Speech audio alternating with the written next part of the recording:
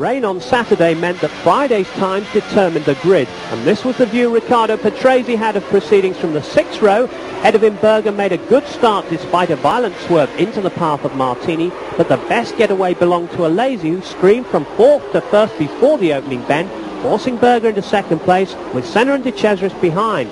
And back in car with Patrese, and Olivier Goyard passes too close in the Osella, and off flies the Williams nose cone.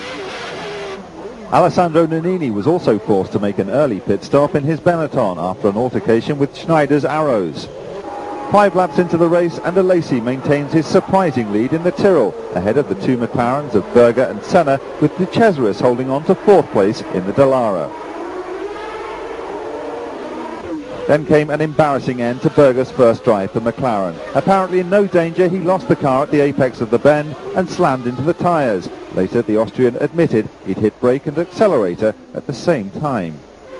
Life in the Ferrari became a little too hot for Prost. He retired with an oil leak from 4th place and skipped out gingerly as the car began to smoke vigorously. Back in the race, Senna and Alesi were providing some brilliant entertainment. The Brazilian made his long-awaited move in textbook fashion, only to watch the apprentice ignore convention and steal it back with a move as daring as it was cheeky. Alesi made himself the darling of the media and the hero of the hour as the two battled like dogfighters, never more than inches apart, and the former world champion eventually gained the upper hand as the pair came upon Gregor Wojtek's Brabham. Senna then pounced at the same corner, this time remembering to shut the door. But Alesi was in no mood for compromise and doggedly continued to try and repass Senna. The underpowered Tyrrell on its Pirelli tyres proving a match for the mighty McLaren, but eventually Ayrton Senna got the upper hand.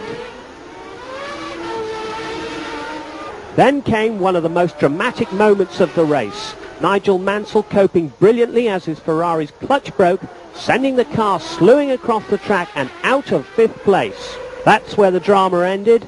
Once in front, Senna is too good a driver to let his advantage slip. He coasted to victory, even pausing to wave to the crowd before the checkered flag. So he claimed 9 points, and Jean Alesi was a sensational 2nd for Tyrrell. But it had been a tremendous scrap for the lead, and Alesi had shown true star quality.